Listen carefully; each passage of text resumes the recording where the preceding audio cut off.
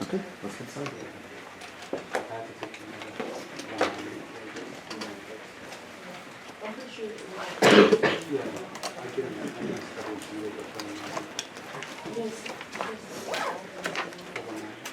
Okay, we're going to pick up with where we left off, talking about inverse trig functions, finishing up those problems, and then we're actually going to move on to this stuff, addition and subtraction.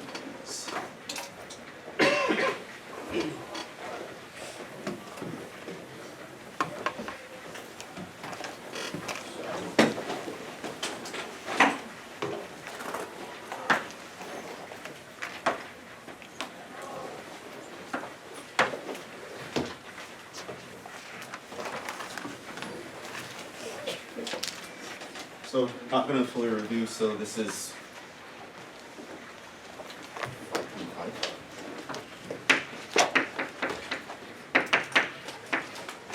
so we're learning about inverse trig functions. You need to recall, this is just a for instance. When you see sine inverse of x, what you want to think of that as, this is the angle.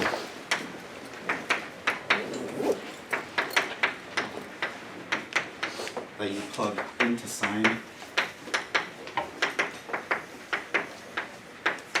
to get x.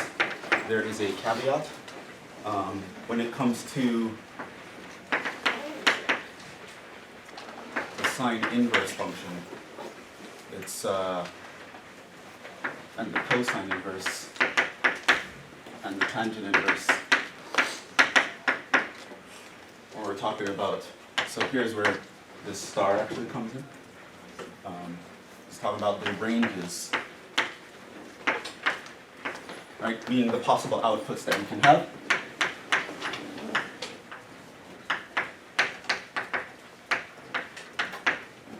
They actually behave very peculiar because the trig functions on their own aren't one-to-one and onto. So to get an inverse, we have to do some little manipulation where we slice off an important part of the function. And so for the range, what you need to remember for the sine inverse is it works in the first quadrant and the fourth quadrant. So whatever answer you're looking for must end up in those two quadrants. So this is if x is positive, and this is, of course, if x is negative. Okay. And here, for the cosine inverse, that works in quadrant 1 and quadrant 2. The output must be between 0 and pi, whereas for sine, it will always give you a value between minus pi over 2 and pi over 2. So if you answer, if I ask you sine inverse of something and you tell me an answer that's not in this range, it's wrong automatically. Similarly, the cosine inverse only works between 0 and pi. So you should only be thinking in terms of Q1 and Q2, where this ranges from 0 to pi. And so if your x is positive, you should be looking in the first quadrant. If your x is negative, you should be looking in the second quadrant. Tan inverse, very similar to sine inverse. This also works from minus pi over 2 to pi over 2. However, not inclusive of these two. So you can't actually touch the minus pi over 2 and pi over 2 because the tangent function is undefined here. But other than that, it works in this range. So it's Q1 and Q4. So here's if x is positive. If your x is negative.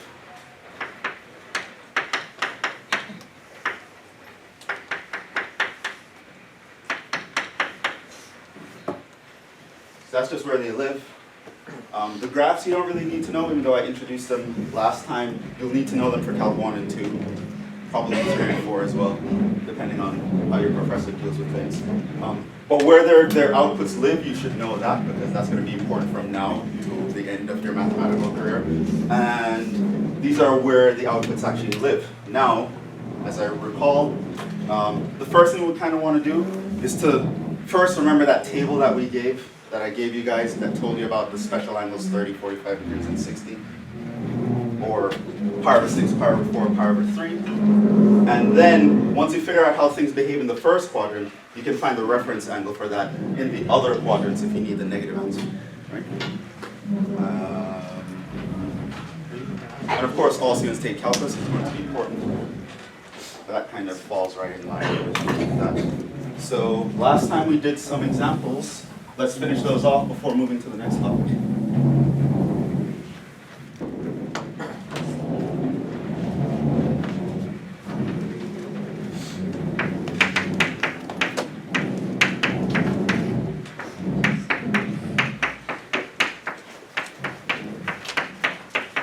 All these were done last time. So we're moving on to G. Want to find the tangent inverse of minus radical 3 over 3.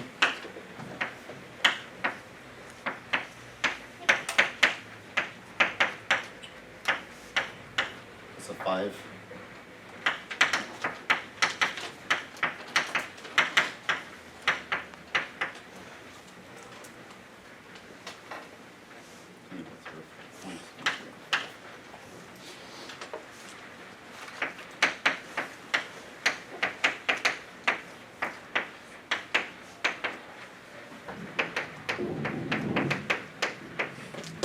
Finish off with finding the cosine of the sine inverse of x, but writing that as a function. And as I said, tons more examples in your textbook. You should do a lot of them.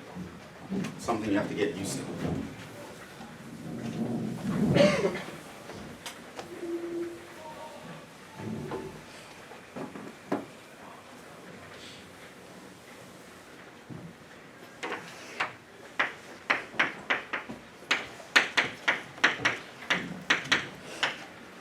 Okay, so you see this? Let's go through this one slowly. We'll go through the rest quickly. You guys probably don't remember much from last week. Let's make sure. See that? What's the first thing you think about?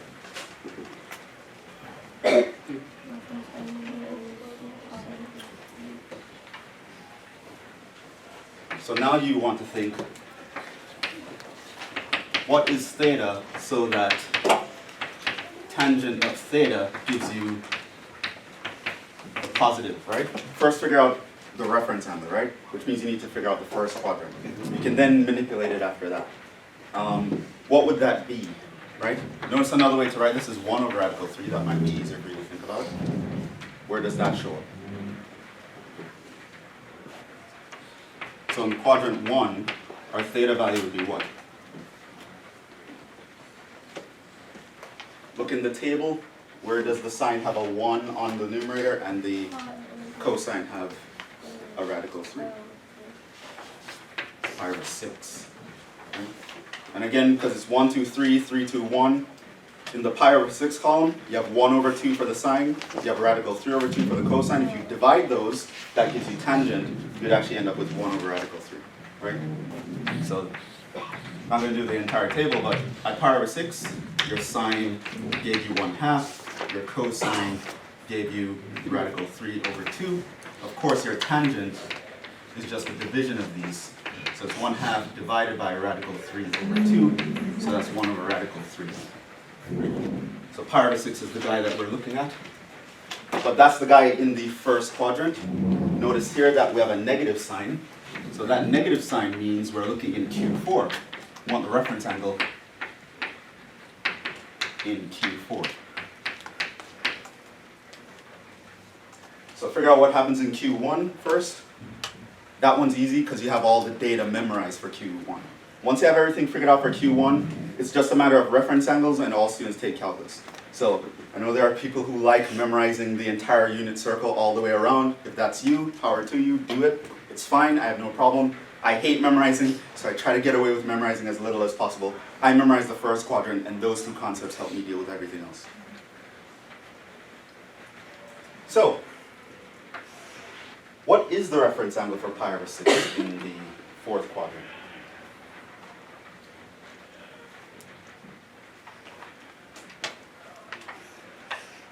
So we're here. Here's our pi over 6. I want this guy. what's that theta going to be?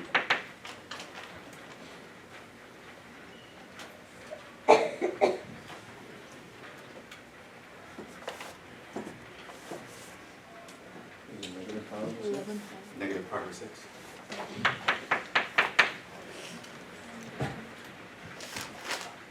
Now, of course, another way to write that is 11 pi over 6, which I heard someone mumble.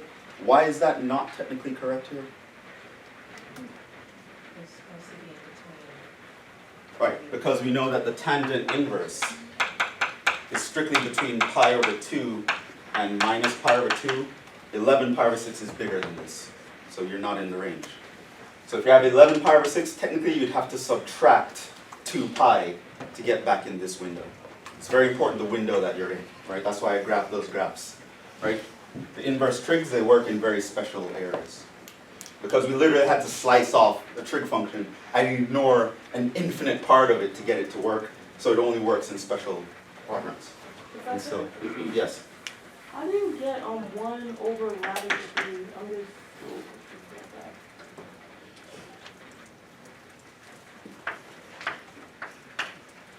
Okay, think about it. What would you do if you had to rewrite this simplified? Rationalize the denominator. Huh? You rationalize the denominator. The denominator is already rationalized. Oh, yeah. It's 3.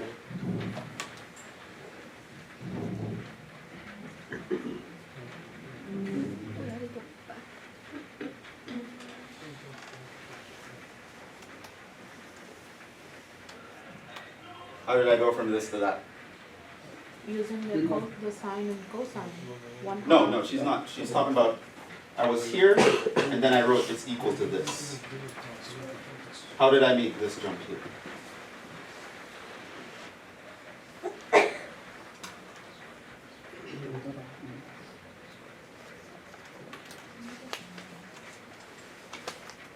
Do you want? Yeah? Do you multiply by radical 3 on both sides? Sure, you could do it that way. And then, Um, yeah. And then the top would be 3, the bottom would be 3 radical 3, and these cancel. cancel 1 over 3. It's much easier to think of it in terms of exponential laws of exponents. Though.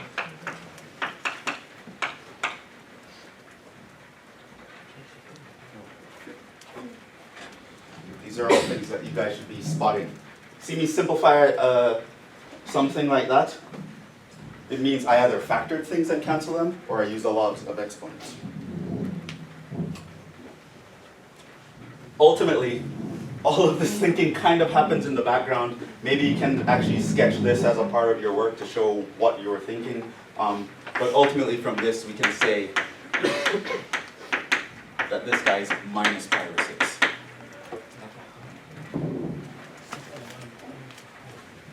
That's the angle that when I plug into tangent, I would get negative 1 over radical 3.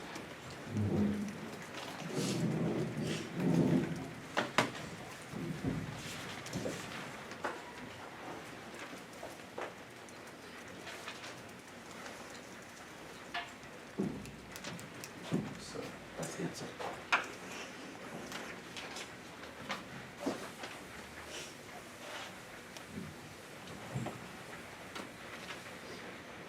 Okay, H.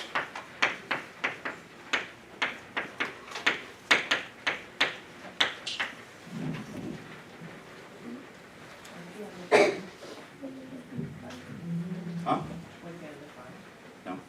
5.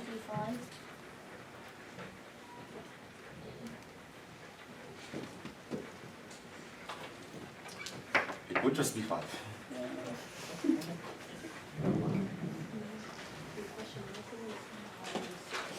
Look at your notes from last class. When I introduced the tangent, I gave you 2 very special equations. When I wrote key facts, there were 2 equations for tangent inverse. When the tangent is on the outside and tangent inverse is on the inside, it just cancels their names.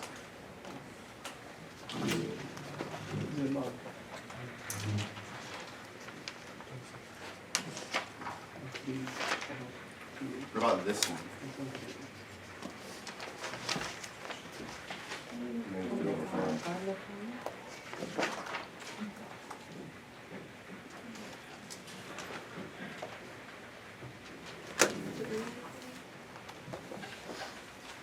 First you have to be careful. Does that live in the window?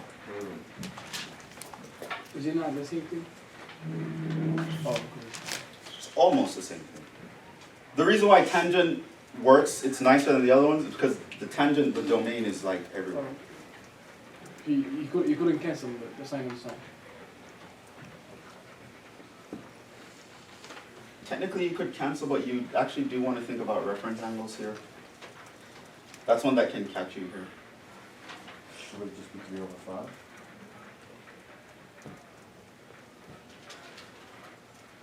Now, I want to do this in a slightly longer way because that's actually going to help us with this one.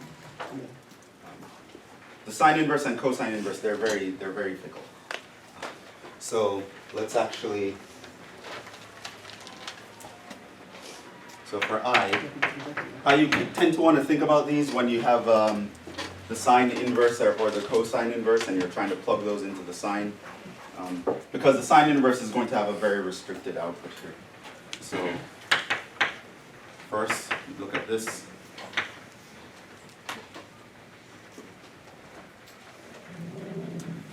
I'm going to show you the trick, and that same trick is we're going to actually use in the next part. So I set this equal to some angle theta, and of course my goal is to find the sine of this angle.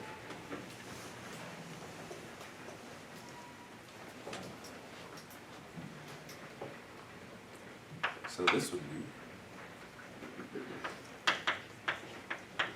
I'm trying to find the angle that when I plug into sine, I get minus 3/5. So, now one way you can think about this, and you see what the long way around is, why the point of all this is. Here I actually want to think of this in terms of SOHCAHTOA.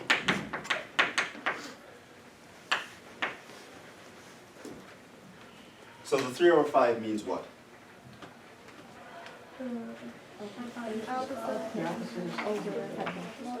So if I'm, draw this triangle. This means the 3 is what? The opposite. The opposite? 5 is the hypotenuse. Okay. Now, you can think of this in terms of triangles just in general, just this floating triangle. If you want to be a little bit more specific,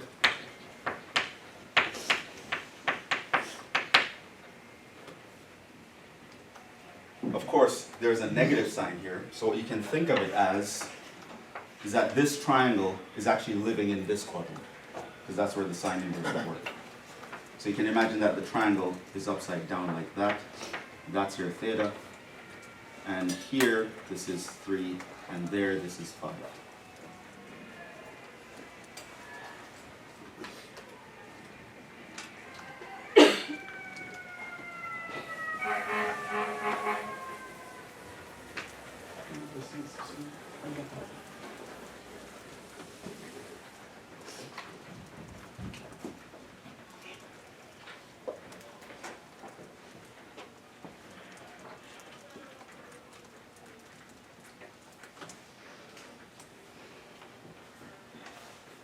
And so ultimately, it does actually cancel. Now if I look at sine up here, now the 3 here is a negative 3, because it moves down. Is the y value. So the sine of that theta is negative 3/5. Right. So it does cancel here. What is the point of me giving you this long way to actually look at this particular example? It's because I kind of want to introduce the method that we're going to need for this.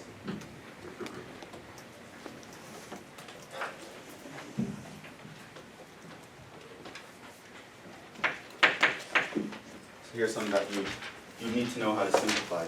Wait, Yes. so does it always cancel out for sine and tan, or was it just for those two questions specifically? It depends on the direction, right? It's you have something different when the inverse is on the outside from when it's on the inside.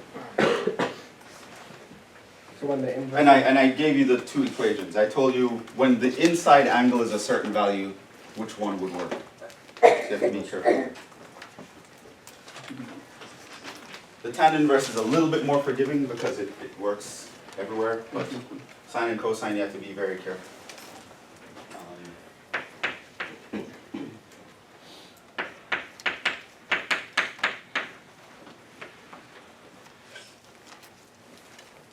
So there will be times when you'd be given a function like this, and you actually don't want to use trig functions, you want to turn it back into some other kind of function.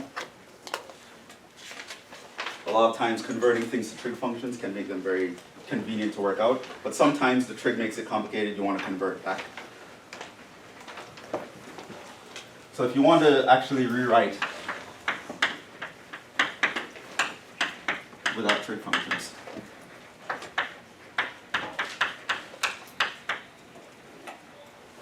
and the inverse is on the inside, technically what you want to do, the same thing I did here, set the inside equal to some angle, because you know that by definition that's what it is.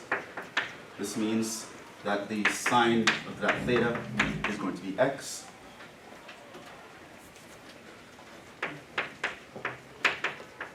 This x you're going to specifically think of as x divided by 1, and y, because you're going to think of the x as the opposite, and the 1 as the hypotenuse.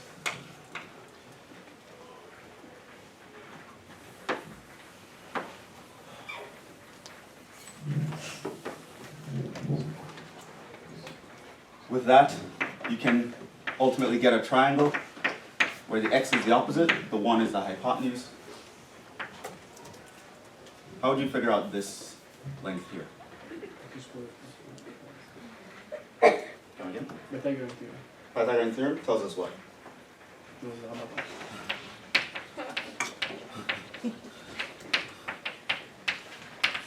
Would tell us what? X squared. So this is y, what would this be? What does Pythagoras theorem tell us? X squared plus y squared equals 1. X squared plus y squared equals 1 squared. Which is 1. So then your y would actually equal to what? Well, the square root of 1 minus x squared, right? So that would come over here.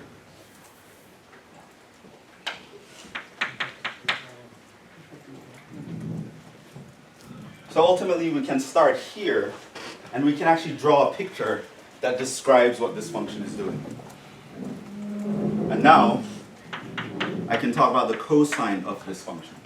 So the cosine of sine inverse of x is just the same as me saying the cosine of theta, because I said this guy is theta. That was my assumption over here. But now cosine of theta is just this theta here that fits with this triangle. So what is going to be the cosine of that?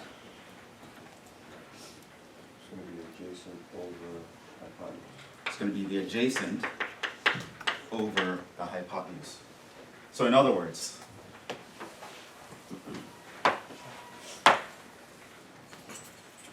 that is,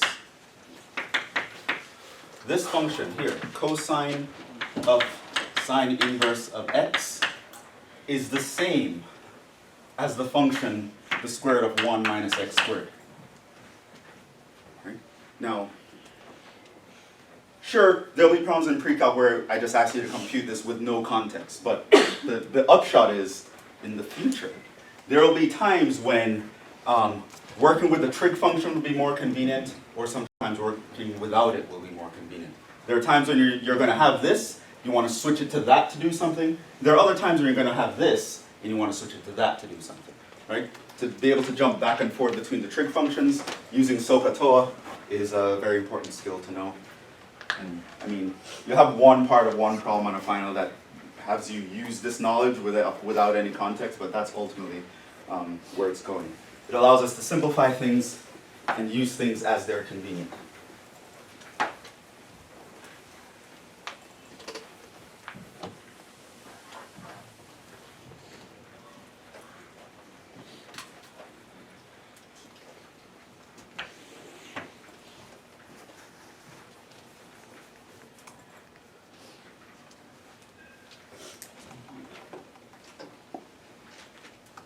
I'm going to switch topics.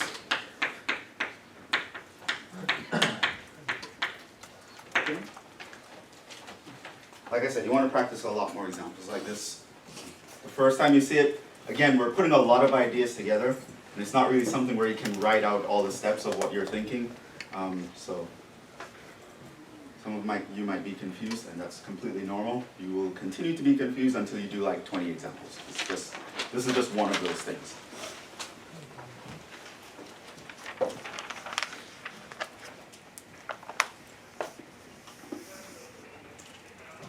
Now, suppose I have a line segment, length 1. And I kind of make that a hypotenuse of this right triangle here that's just kind of hovering like that.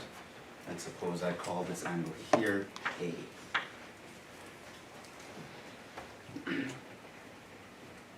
Now, for seemingly no reason whatsoever,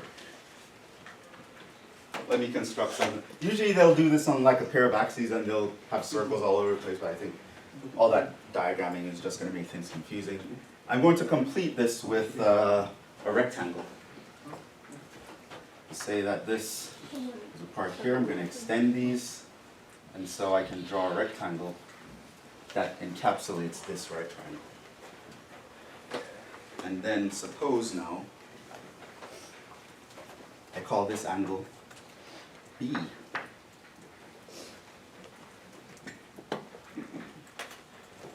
Now of course it's a rectangle, so this will also be 90 degrees. By the way, that would kind of mean that this here is 90 degrees minus B, right? Because angles in a triangle must add up to 180. But if that's 90 minus B, this is also 90. It means that this side here must be B.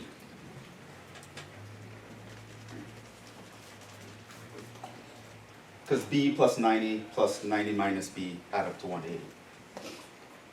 So I have this kind of word thing. I could label it, I don't know if I'm going to use all these labels, but just in case. Let's label all these intersection points. Let's call it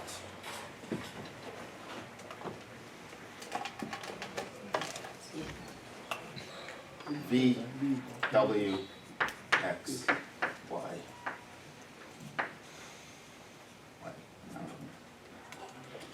Q.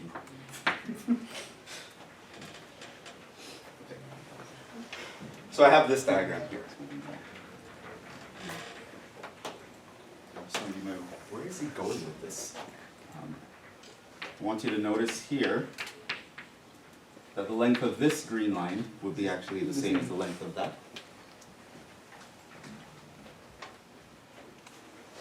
Now I'm going to use SOHCAHTOA and start to talk about these angles in terms of trig functions. Of course, I want you to recall some things as I'm doing these. Recall. We saw this last time, but if you had a right triangle where this was theta and the hypotenuse was r, the vertical part can be thought of as r sine theta. We derive that using similar triangles. The horizontal part can be thought of as r cosine theta. I also want you to recall that sine of a negative angle is just a negative sine of the angle, and that cosine of the negative angle is just, it makes no difference, because the sine is odd and the cosine is even. Okay. With that in mind, let's actually start talking about this object that I just drew.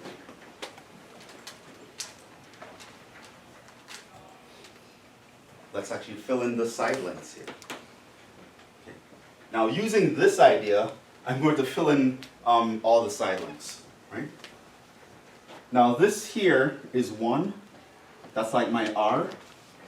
So it means that this side here is going to be r sine theta, which is a in this case, and r is 1. So this is just 1 sine a. Similarly, this side is going to be 1 cosine a. See that? Now, looking at this triangle here, now cosine A is like the r. So here I can do r cosine theta, that's this cosine theta, that's the r times the cosine of b, to get this length here. This length here, if I think of it as r sine of the angle, the r here is cosine, so this is cosine A sine B. Continuing with that kind of reasoning, I'm going to fill in the values for this triangle over here. That's the right angle.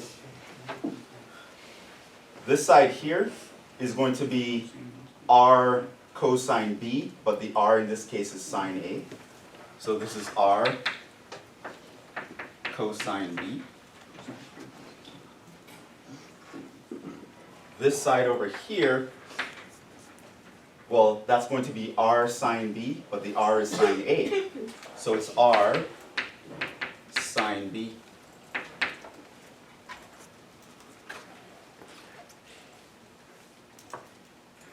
Now, this side over here,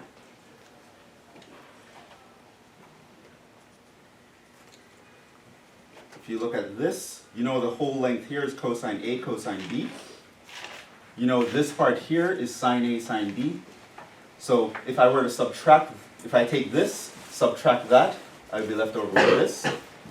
So this length here is actually going to be cosine A, cosine B minus sine A, sine B.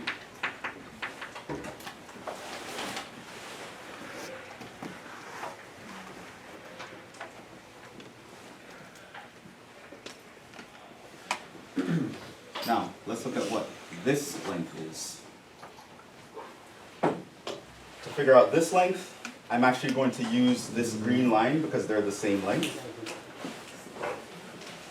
One way that I can write this line here is thinking of this big right triangle here. And then using that same principle, I'm going to repeat. This is going to be r times the sine of this angle, but this angle here now is a plus b. So this is just sine a plus b. And technically, this length here, again thinking of this triangle, that is the adjacent side. This is going to be cosine of a plus b. Now, you don't need to know how to fill this out, but here's what we get from all that mental torture. Is that going to be on the test? Come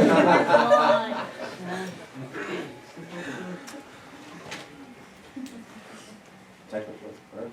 So, what have we seen here? This length here is equal to this length here. So cosine of A plus B is equal to cosine of A cosine of B minus sine of A sine of B.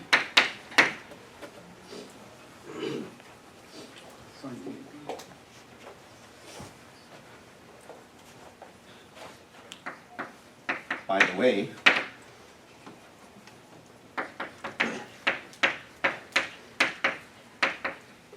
if we replace b with the negative of b, what would actually happen here? Well, I'd have cosine of a minus b.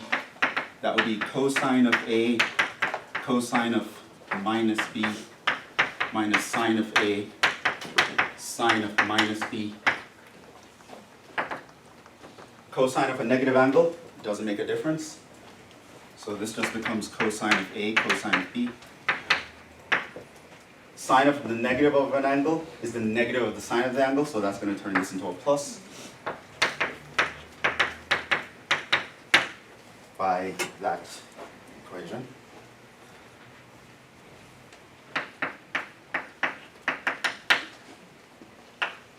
So I get these two equations here. Now, I'm going to summarize this pretty soon, just showing you for as an example. So we have those two equations. Secondly, we also have this length here must be equal to that length there. Which means if I add these two lengths, I get that length. So this means that the sine of A plus B must be equal to the sine A cosine B plus the cosine A sine B. Or, for mnemonic purposes, I probably memorize the sign in the first position. So sine B cosine B. So we have that equation. Wait. And finally, Professor, yes, is it one sine and one cosine? yes, because this was sine of A plus B, and here this is sine A cosine B, which is the first term. Oh, yeah. This is sine B cosine B, Right. which is the second term.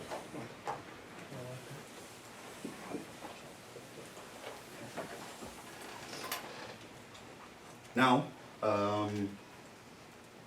if we replace B with minus B, what would happen? Well, I would get sine of A minus B. That would be equal to sine of A cosine of minus B plus sine of minus B cosine of A. And applying these two equations, which we spoke about last time, cosine of the negative angle makes no difference. Cosine is an even function. But the sine of a negative angle is the negative of sine of the angle. Because the sine function is an odd function. So we have that equation too.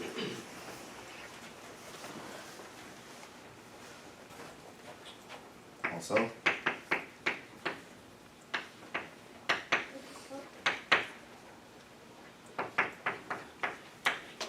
using the TOA, I'm not going to actually derive this one, but I'm just going to tell you. Using the TOA part of SOHCAHTOA, we could derive from that same diagram that the tangent of A plus B would be equal to tan A plus tan B over 1 minus tan A tan B.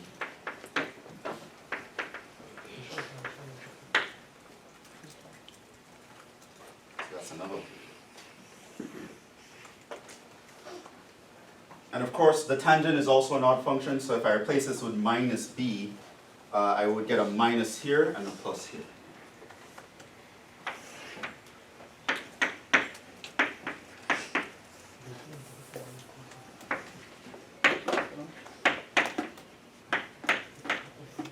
These equations are called, does anyone know what they're called?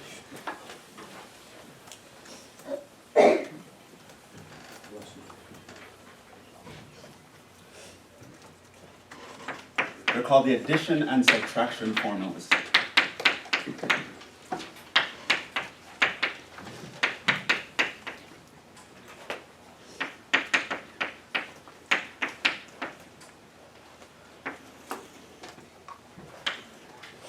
And this is 7.2. So, to summarize,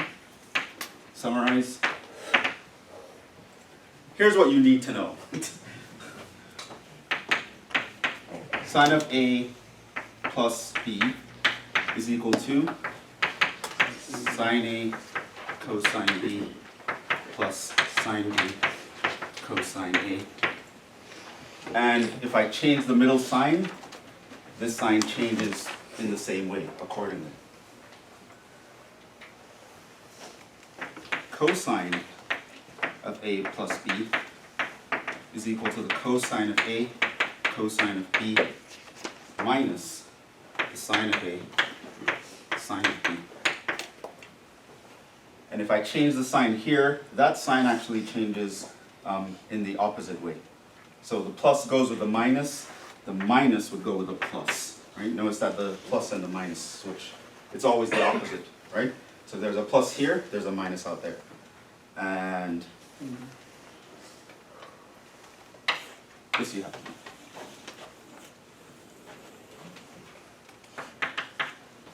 In pre-calc again, we skip the tangents. I'm not going to say this is never useful, but most of the time, to figure out a tangent, you just figure out the sine and cosine and divide them. It's, in general, at least in academia, it's kind of weird when you'd be in a situation where you're forced to use this, right? So you do want to memorize the sine and cosine. And again, I wrote them in this order for a certain mnemonic. So you don't know how to derive these, you just need to remember this, so you need to know these equations. One thing that's helpful is that when you're doing sine, addition for sine,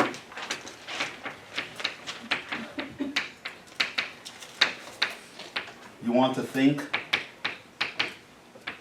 sine, cos, sine, cos, right? And then permute the angles. Permute just means rearrange. Math word that means rearrange. So, sine of a plus b, sine, cos, right? Sine, cos, sine, cos. And then you alternate the angles. So put sine a here, sine b must go here, cosine b here, cosine a must go there. Just rearrange the angles. Whereas for this one,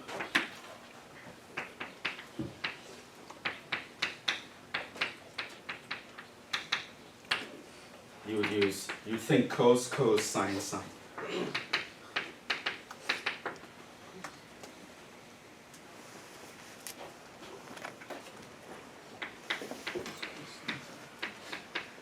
Permute angles, and one thing you want to do here is also you want to remember opposite sign change.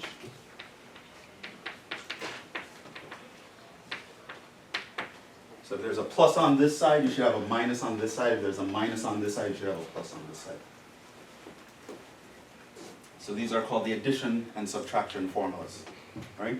So because they help us to find the trig functions evaluated at the addition of two angles or the subtraction of two angles.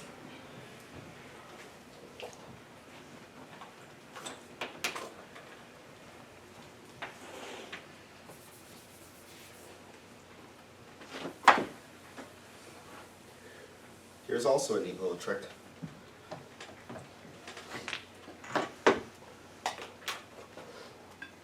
In the above,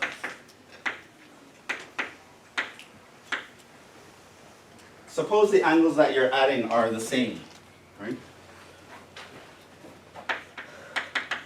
Set A equals to B. Suppose they're all angled. The magnitude of the angles that we're using here are both A, for example. Then what you obtain is that the sine of 2A, right, which again I'm thinking here as A plus A. Well, applying here, sine of 2A, that's equal to sine of A plus A. And what is that? Sine cos, and I permute the angles, but both angles are A. And the plus sign here keeps a plus sign there. Ultimately, you get 2 sine A cosine A. And if I use the cosine of 2A, that's just the cosine of A plus A. How do you figure that out? That's cos, sine, sine. And permute the angles. They're both A, so I just put A everywhere. And the middle sign is the opposite. So I get cosine squared A minus sine squared A. Now cosine squared and sine squared, we can't even rewrite those.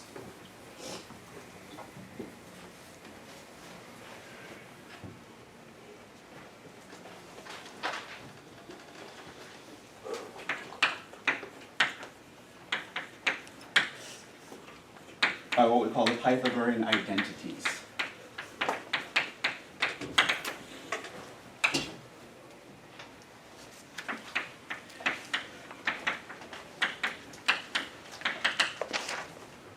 Let's say I wanted to change the cosine into sines. How would I do that? What was that identity? Right? When I first introduced the unit circle and we talked about the trig functions, I gave you a very important equation that you have to memorize. It will always be true. Yeah. Was it 1 minus sine squared there? Right. The cosine squared plus sine squared equals 1. Therefore, the cosine squared of A equals 1 minus the sine squared of A. So I could replace that And so this I can rewrite as 1 minus 2 sine squared. Also, looking at cosine squared of A minus sine squared of A, if I wanted to replace the sign with the Pythagorean identity, it's going to be the same thing. Essentially, cosine squared A minus 1 minus cosine squared A. Ultimately, if you simplify this, you get 2 cosine squared A minus 1. These equations are called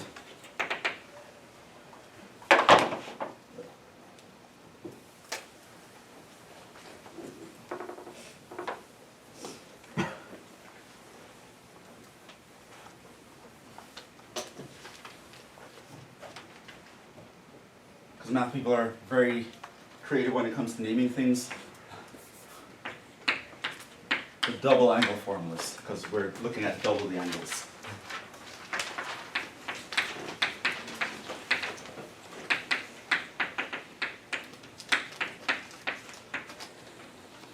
And 7.3 derived those for you and actually gave you some calculations with these, which we'll do some examples at the end. Just want to derive all the rest of the forms that we want to use for the rest of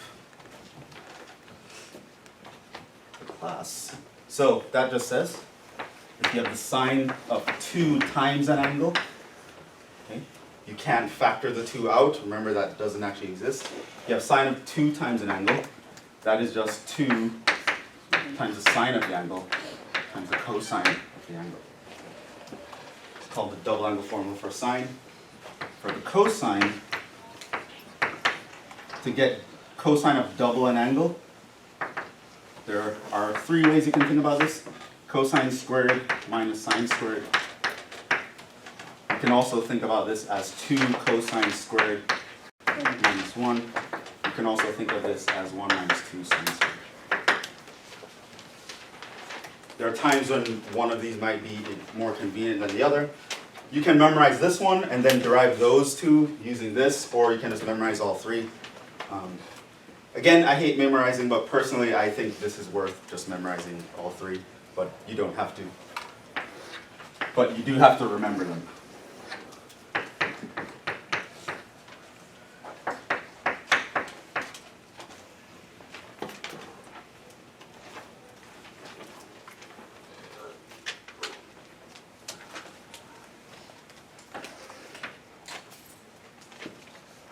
It is worth mentioning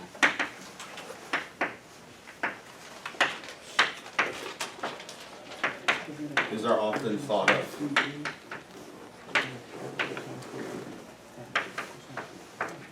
So these same formulas, we can think of them in a different way. Particularly the second equation.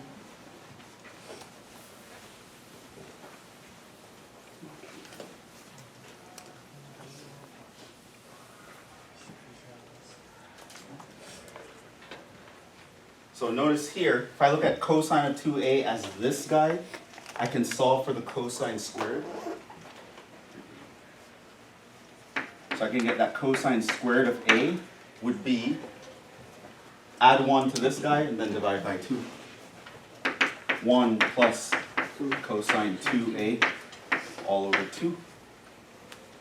And I can think of sine squared as, again, if I think of cosine 2a as this, I can solve for the sine squared. Move this guy over, subtract the cosine 2, divide both sides by 2, and I would end up with 1 minus cosine 2a all over 2. Now, these 2 formulas are exactly the same as this formula. I just solved for a different part of the formula. But what you would notice is that I went from a squared trig function to a trig function that's not squared. And there are many instances in which you don't want your trig function squared. For those of you taking Math 201, that's going to be very important very quickly in calculus. There are times when the things you're going to want to do with calculus Well, that's going to be important towards the end of Calc 1. Things you want to do in calculus, sometimes having powers on your trig functions makes it very complicated. It's much nicer to do with it without powers. So technically you don't have to memorize these, although I would actually, it's actually worth memorizing this as a separate entity, but if you know this, you automatically know that. And when we write these formulas in this way, we call them a different name for some reason. It's called the power reduction formulas, because we reduce the power, right? We can go from a square to something without a square.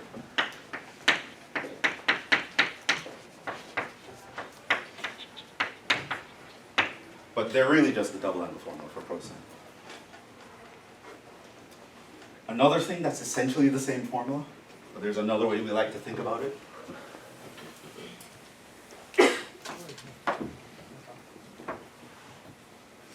We're going to use all these eventually. Just need to get all the formulas out.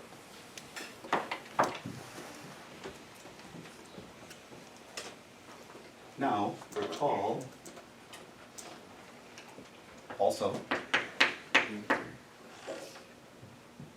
if we take the sine of 2a, this is 2 sine a, cosine a, and what I can do is replace, say, a with x over 2. Right? So if I plug that in here for a, the 2's are going to cancel. So I'm just going to have sine of x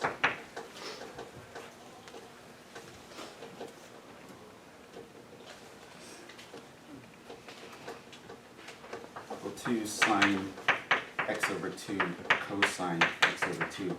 It's going to be important for us things that we're going to talk about pretty soon.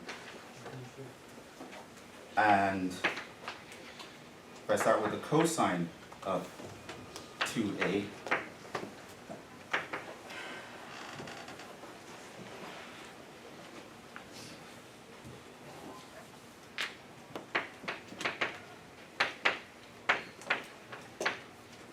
using the above, the power reduction.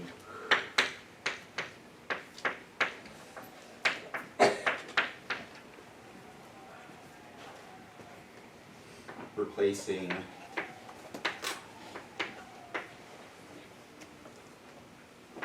a with x over 2.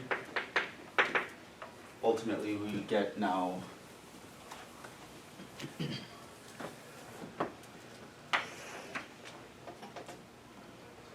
here, we're going to replace this guy with x, so all the a's with x over 2.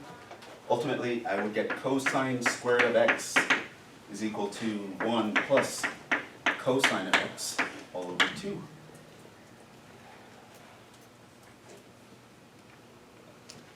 Cosine squared of x over 2 is equal to that.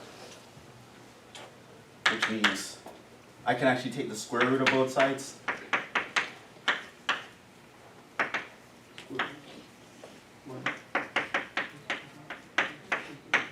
Now, of course, here we get a plus or a minus, where the plus or minus depends on the quadrant I'm in. And similarly, I can get sine squared of x over 2. This is 1 minus cosine of x all over 2. I can take square roots of both sides to get the sine of x over 2 is equal to plus or minus the square root 1 minus cosine x over 2. These are called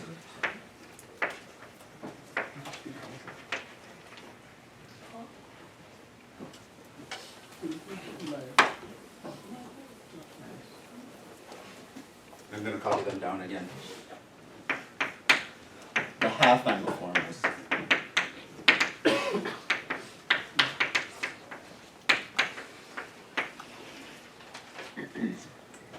So these are both referred to as, I can think of the sine of half an angle as plus or minus the square root, 1 minus cosine of the angle over 2. And I can think of the cosine of half an angle as plus or minus the square root 1 plus cosine of the angle all over 2, where the plus or minus are chosen according to all steady state calculus. They're also formulas you need to memorize.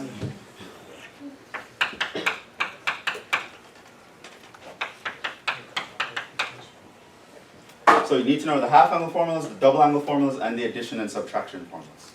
And that ends all the formulas. There are no more formulas to memorize.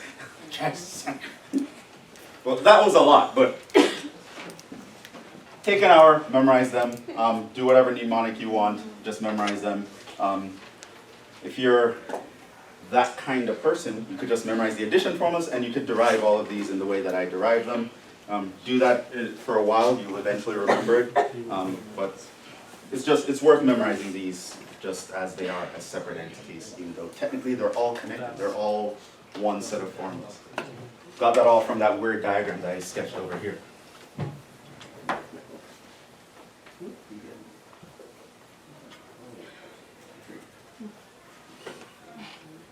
So that's it. We've studied trig functions from a conceptual view so far, figured out what they are.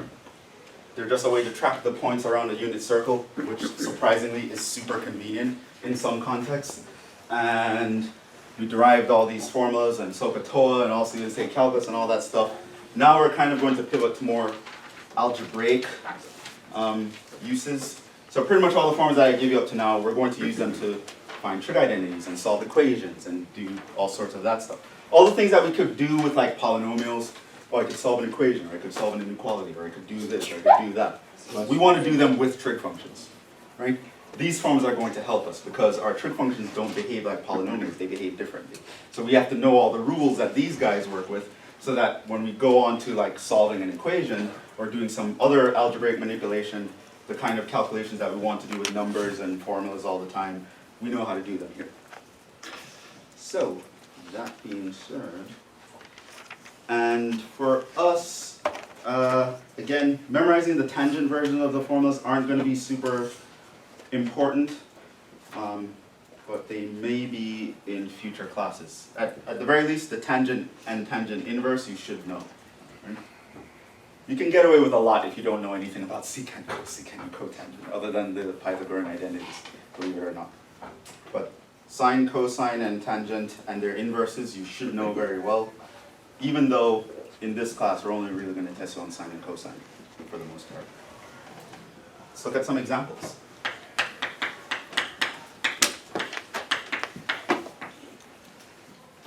So these won't be examples in and of themselves. This would be like, in one question, this would be one part. Okay? So you'll have a question on your final or on your test where it has like parts A and B, and this would be actually one part, like part A or part B. Okay? It's simply going to ask you to evaluate some angles with either of the trig functions.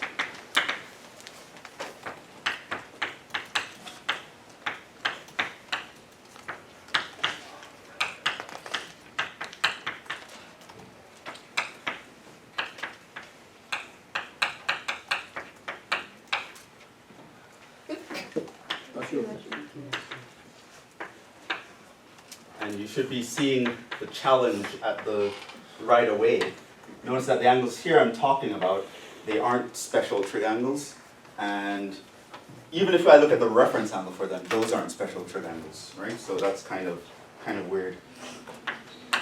Well, it's weird if you don't know what I just told you. It'll be like hard.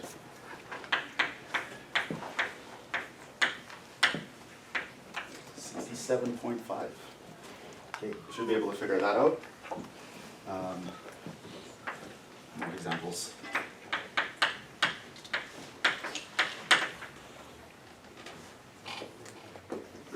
You might also see these as one part of a two-part problem. They're easy enough that we would expect you to do it in like one part. Given cosine of x is 4 divided by 5, and cosecant of x is negative, find, and typically they'll ask you one of these, but I'm going to ask you several of them just to give you some variation on the kind of problems that you can actually have. Find the sine of x. Find sine of 2x. find the cosine of 2x.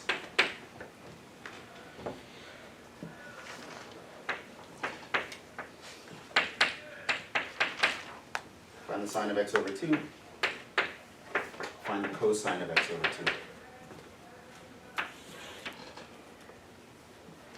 2. Now, a test problem could have two problems like these as one problem. Part A would be, find this, and then part B would be, suppose this is true, find one of these, right? Those could be two parts. You can also have either one of these as two parts, and the second part would be to solve some trig equation, which we'll talk about. That's 7.4. Or find a trig identity, which we'll talk about. Solve a trig identity. Prove that a trig identity is true, that's 7.1, right?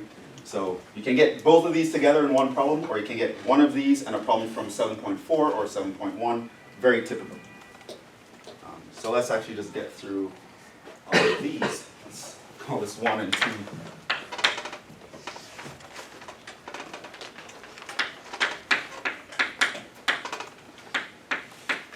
Okay, how would you do that? 75 is not a special angle. Yeah.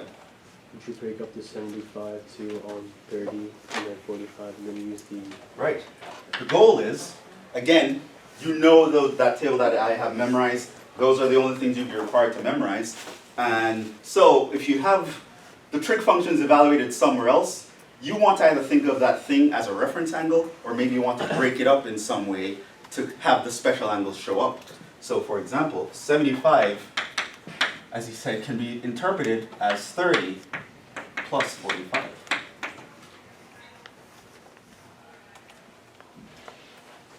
Now what? And then you do the addition. You do the addition formula. So this is like sine of A plus B now. And what's the sign of an addition? Sine cos, sine cos. And you permute the angles. So this is a 30, I'll put a 45 here. This will be a 45, that'll mean the 30 goes here, and adding it. These are all in degrees. Okay, sine of 30. 1/2. Or it's taking too long. Cosine of 45 degrees. Square root of 2 over 2. Sine of 45. Sine Square root of 2 over 2. Cosine of 30. square root of 3. Square root of 3 over 2. Right? So you can think of this all over 4, and that's just radical 2 plus radical 2 radical 3. Or, this is fine, I don't care. You could also factor out a radical 2 if you want, 1 plus radical 3. That's also fine. That would be the answer. So, again, 75 degrees, not a special angle, but I can break it up as a sum of two special angles. So that's convenient. What about pi over 8? Tangent of pi over 8.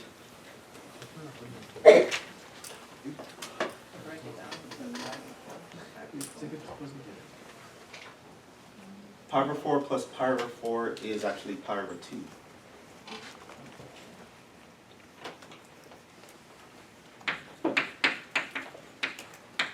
Think of another way to get pi over 8.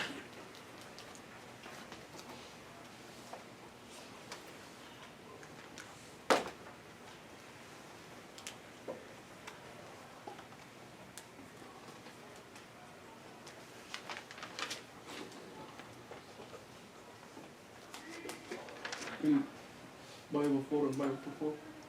Pi over 4 what? Pi over 4 plus pi over 4. That's what she said. Pi over 4 plus pi over 4 is pi over 2. This is the same denominator, Yeah, so you just add the tops. That's 2 pi over 4. That's pi over 2. That's not pi over 8.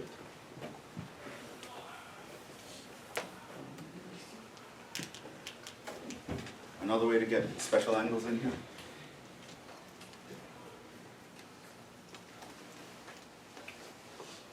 Hint, it doesn't have to be addition, if that helps. Did a lot of formulas.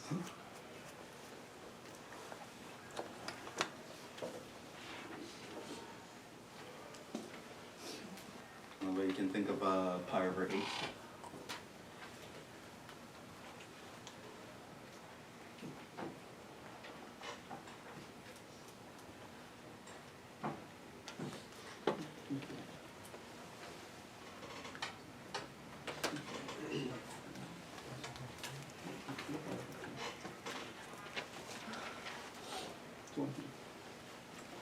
Two and 3. 3 and 2.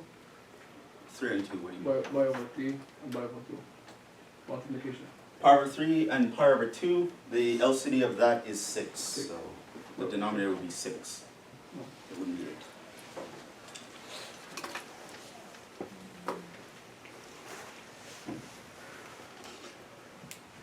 You want to see the trick?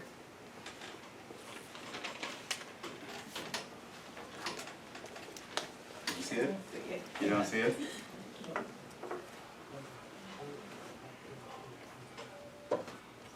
Help you out with this one. You guys have to figure out the rest. Pi over 4 divided by 2.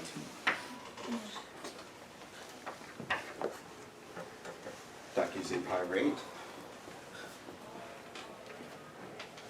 Now, of course, this is half of a special angle. So now I'm thinking half angle formula.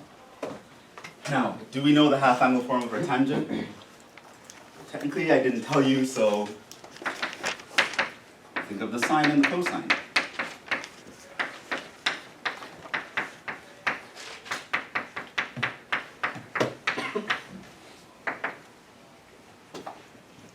So now this is like sine of x over 2. What does that actually give us?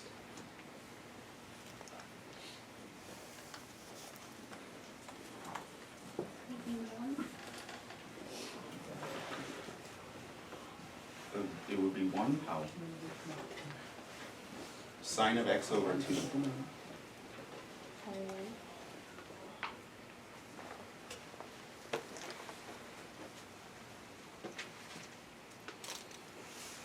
The top would be 1 minus cosine pi over 4. Over 2 and square rooted. Right, that was that formula. Did I erase it? I erased it. That's the half angle formula. Over, for this one, for the cosine, it's 1 plus cosine of that.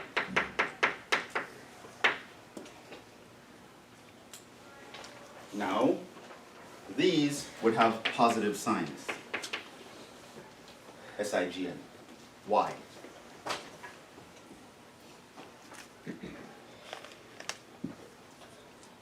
I guess if you think of them both as negative.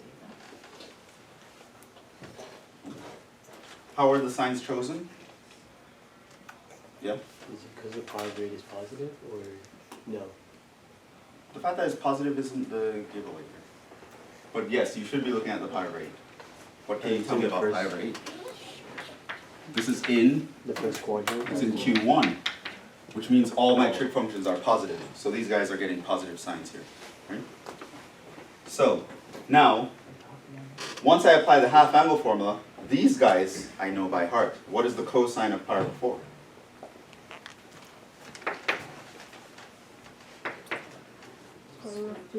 Square root of 2 over 2. And cosine pi over 4, square root of 2 over 2. And of course that's all under, I can put it under a huge radical by laws of exponents. Keep, change, flip.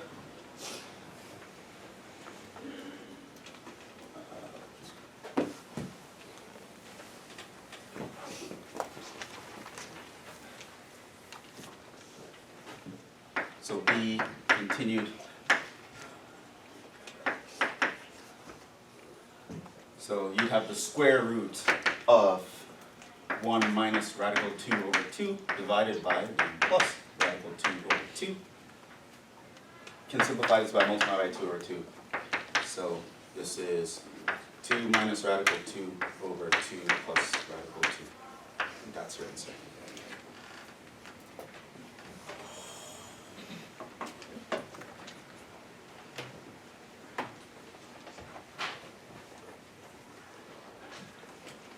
These hard?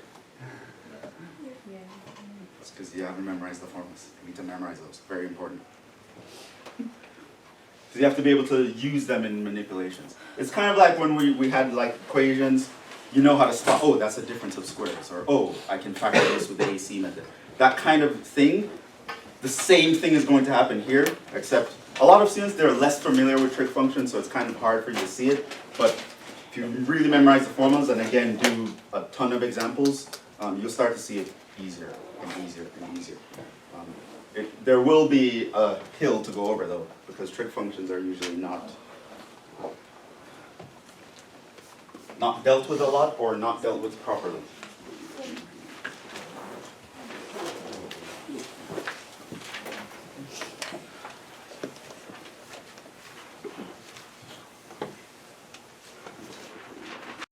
Okay, C.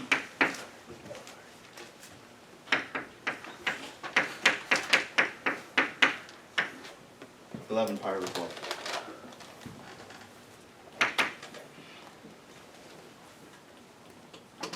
Now, different people might see different things. You do have options here. One thing you might see is that you can think of this as cosine of 11 pi over 6 over 2 and use the half angle formula. You could also see it as, again, often there's more than one way to get a cat.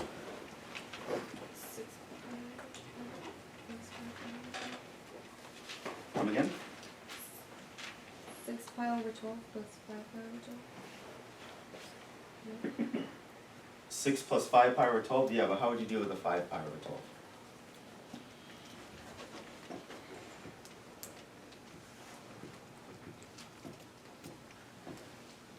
Is there a better way to break up 11?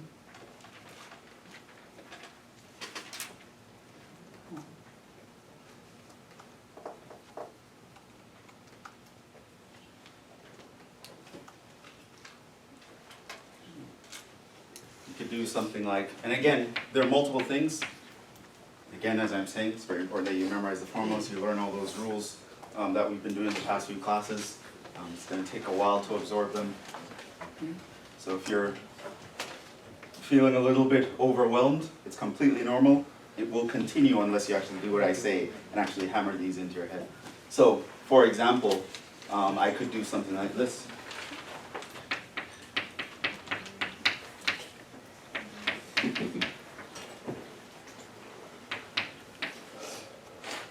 Minus 4.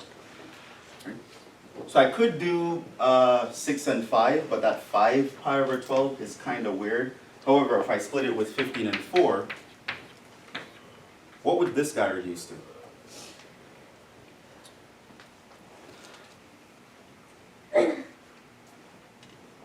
Five over 4. This, you can take 3 into each, you get 5 pi by 4. Take 4 into each, here you get pi by 3. That's a special angle. This is a multiple of a special angle, which we know how to deal with from 1 or 2 classes ago. And then, so let's actually do this way. So I can think of this as that.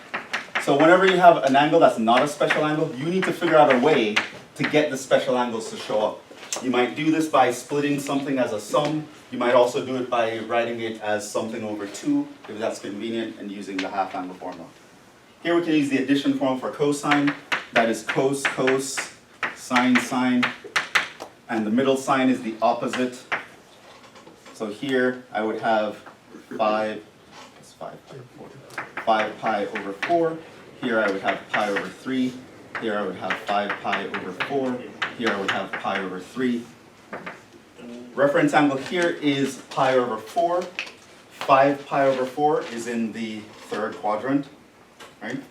Because remember what pi over 4 means? Divide pi into 4 sections. Counting off 5 would bring you in the third quadrant, right? All students take, both the sine and cosine are negative there. So this would give you negative the cosine of pi over 4, which you should know is radical 2 over 2 from the table, times cosine of pi over 3. Remember, pi over 3 is all the way to the right side. In the cosine, it's 3, 2, 1. That's a half. Plus sine of 5 pi over 4. Pi over 4, divide pi into 4 pieces. Count off 5. That'll put you in the third quadrant. Sine is negative there. Then it's sine, the negative sine of pi over 4, radical 2 over 2. Then you look at sine pi over 3. Sine is 1, 2, 3. It's going to be radical 3 over 2. So this one is just minus. Let's just do 1 plus radical 6 or something like that. 2 over 4.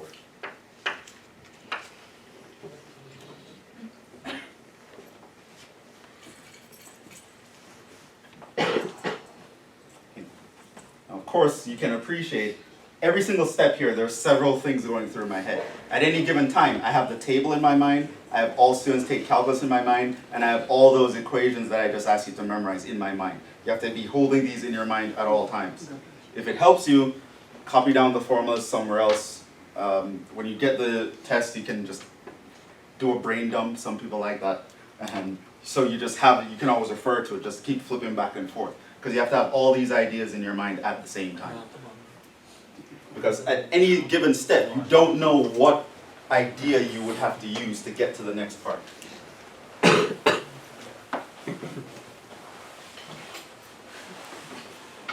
D.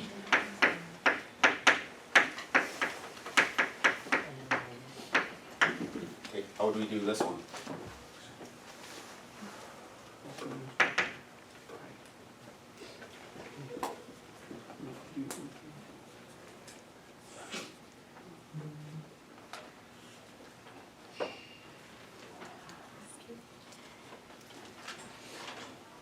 Tons of ways you can get minus 5.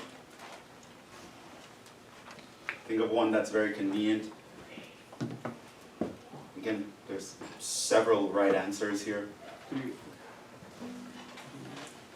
Come again? What? What is minus? 3 over 12 plus 2 over 12. That is minus. 3 over 12 plus 2 over 12? Okay. But the minus, how do you do that minus? Yeah, the minus. How we get it. It's a sign.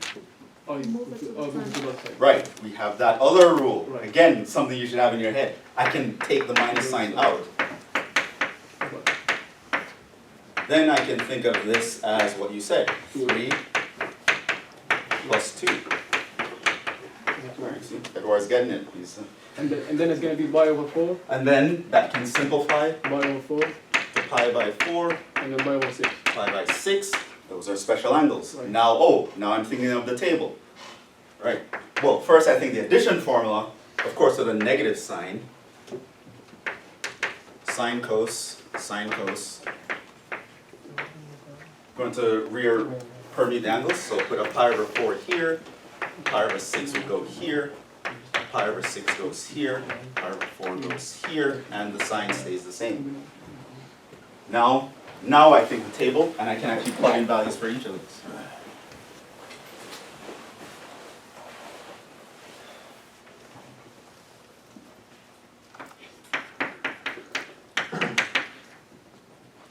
So now it's equal to minus pi over 4, sine of pi over 4 is radical 2 over 2, cosine of pi over 6 is radical 3 over 2, sine of pi over 6 is a half, cosine of pi over 4 is radical 2 over 2.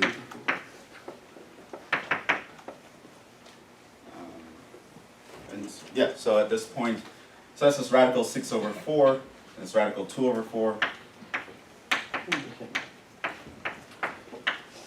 With a minus sign on the outside, and leave it as that. I don't care if you simplify it or not.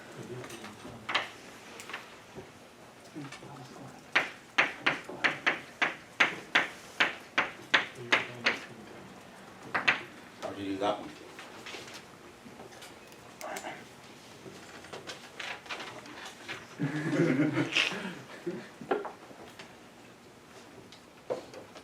When you see 0.5, what are you thinking?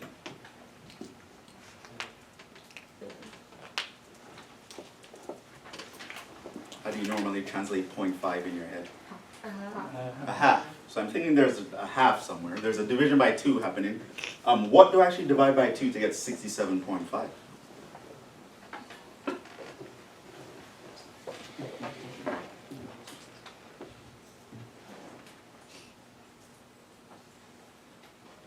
In other words, what's 2 times 67.5? Hmm? It's 135. 150.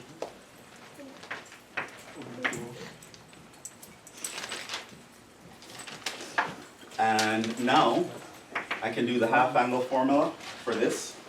Now 67.5 is in what quadrant? This is the first quadrant. It's between 0 and 90. So it's going to be positive radical of 1 plus cosine of 135 all over 2. Now what's the cosine of 135?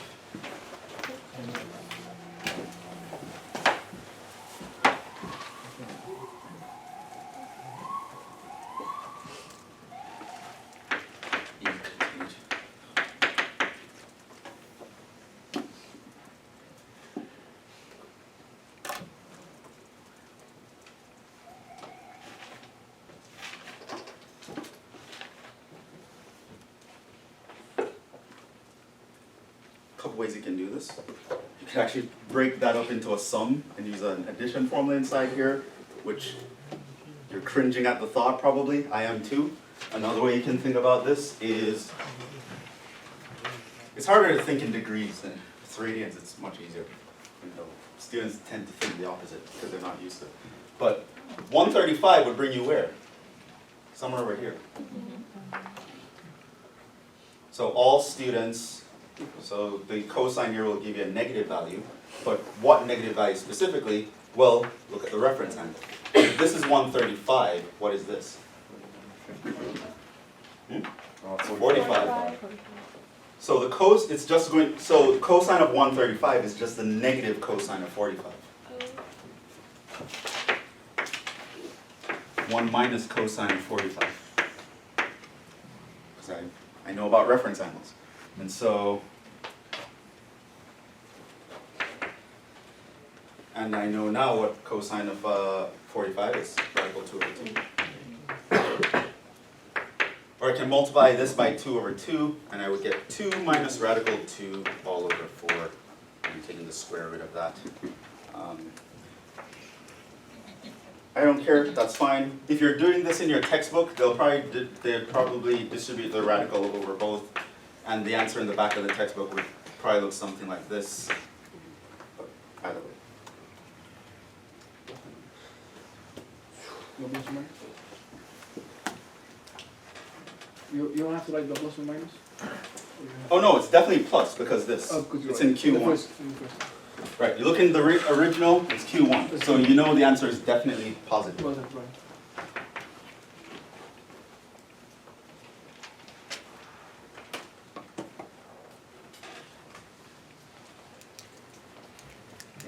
So over the next couple of days, you go over all the trig, it's very important.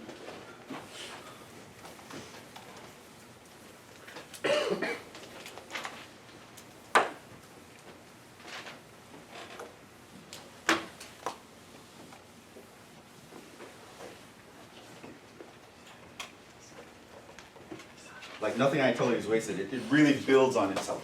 We're building a whole other, you can think of it as a whole other mathematical system, right? We're not looking at the world in terms of x and y coordinates anymore. We're now looking at the world in terms of angles and radiuses, right? It takes a whole other translation, right? That's kind of the hurdle you have to go through with trigonometry, but if you memorize everything I told you up to this point, it's actually not that bad once you start to get used to it. Yeah, the trick is you have to get used to it. You have to just put in the time. And don't wait too long. Next couple of days, you guys should have studied a lot over the weekend anyway, but if you haven't, make sure you're within the next couple of days, you know all the rules very well, you know all the ideas, and move on. Let's look at 2.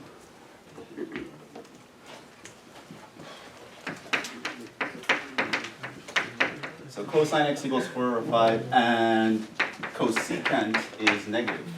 What does that tell you?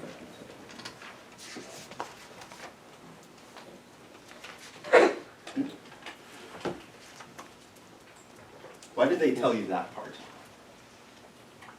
To show what quadrant. To show what quadrant it is. Okay, so what quadrant is it?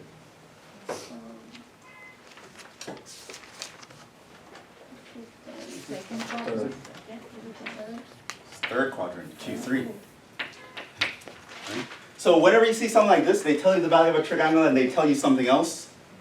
Sometimes they're nice, they might tell you, oh, it's in quadrant blah. But sometimes they tell you that another trig function, what its sine is, and SIGN. They tell you what the sine of another trig function is, and basically they're just saying that to figure out, for you to figure out what quadrant you're in, so that you can accurately compute everyone else, right? And how do we know? Well, it's because all students take that, right? So you want somewhere where, oh no, it's not Q3, it's Q4. How do I know? Because this is positive. This guy is 1 over sine, and that's negative. So I want somewhere where the cosine is positive, but the sine is negative, right? That's this quadrant. Cosine is positive here, but the sine is negative. Because the sine is positive here and here. That's actually Q4. So now, for the next part of the problem, you need to be thinking in Q4, which means if you want to know the value of the sine, it should be a negative answer, right? And so on and so forth. So let's actually just get through these quickly, because these are just direct applications of the formulas. Or you can even think, for the first one, a couple ways you can do this. You can use SOHCAHTOA. So cosine of x equals 4 over 5. Well, that means you're imagining there's some right triangle where the adjacent is 4, the hypotenuse is 5. We know about 3, 4, 5 triangles. This is automatically 3. So this means that the sine, that should be x. The sine of x is opposite over hypotenuse, 3 over 5. But we take a negative sign because I know we're here.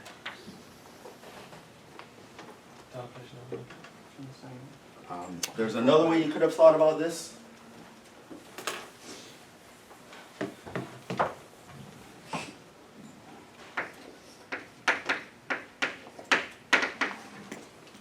You could use the fact that you know that cosine squared plus sine squared is 1. So you can actually solve for the sine of x. Subtract cosine squared. Take the square root. Will be plus or minus, but you know you're choosing the minus sign because you're in the fourth quadrant. So this is the negative radical of 1 minus cosine squared. However, we're told that cosine is actually 4 over 5. So this is 1 minus 16 over 25.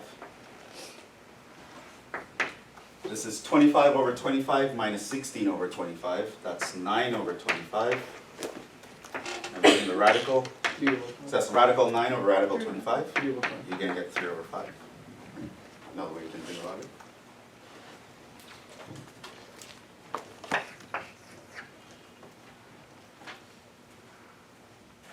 And a useful exercise to do is to, whenever you're doing any one of these problems here, maybe you're having a tutor help you out, you can ask them several ways of doing it, several ways of breaking up an angle, several ways of using some idea, and then pick the one you like more. If you like drawing the triangle more, just always do it that way. If you like using the formulas more, always do it that way, right? So you have several options here, and a lot of times several ideas can be applied. Just pick the one you like more. No one is more right than the other one. What about the sine of 2x?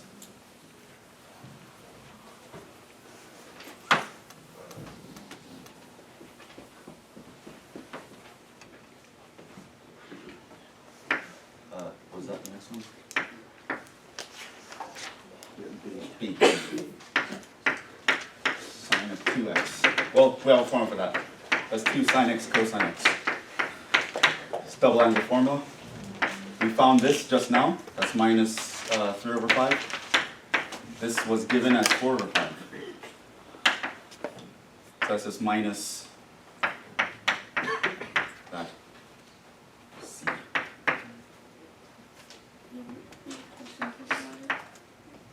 That doesn't really simplify, doesn't it? That doesn't simplify.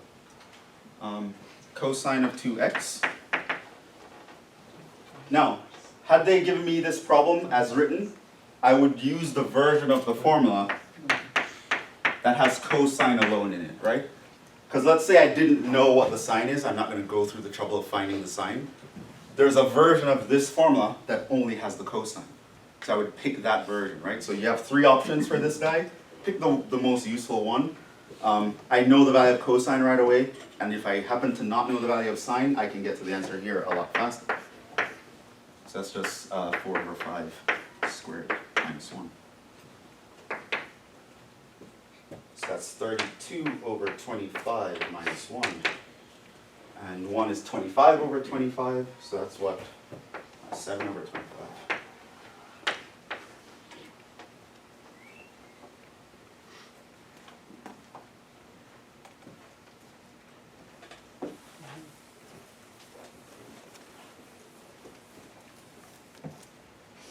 D. You can have sine x over 2. Again, I'm thinking the half angle formula here.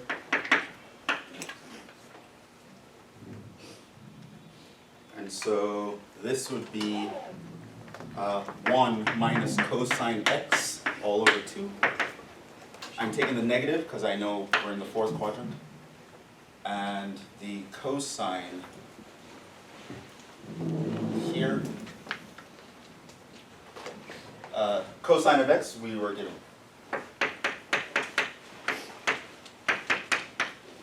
1 minus 4/5, well that's just 1/5. So it's minus 1/10.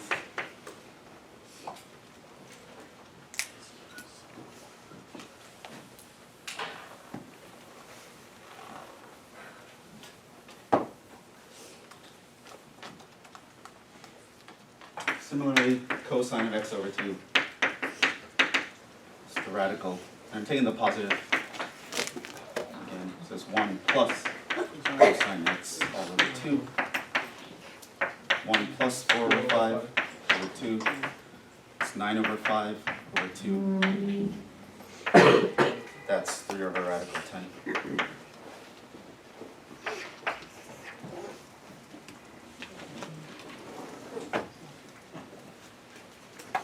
So ultimately you shouldn't be spending too long on one of these, so that's how you can use this to actually judge how well you're doing.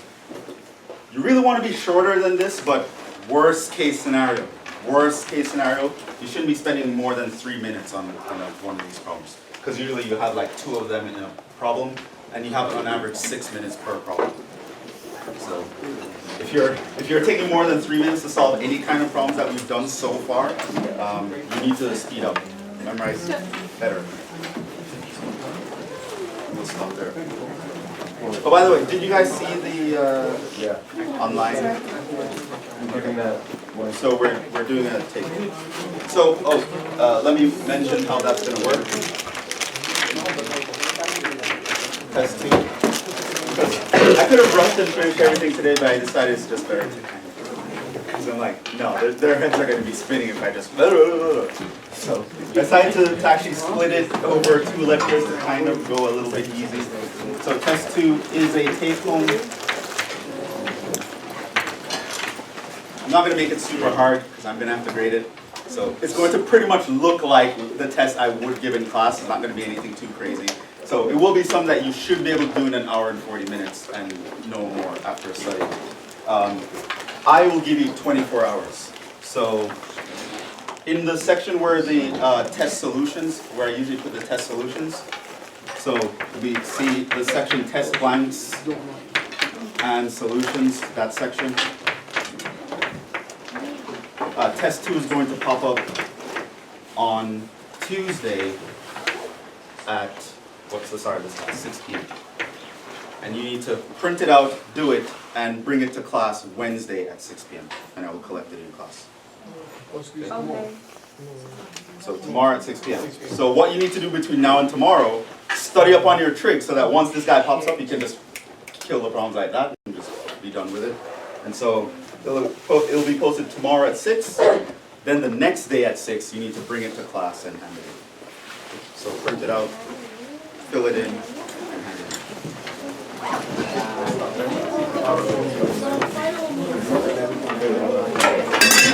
The final is in this. trying to get another. Thanks.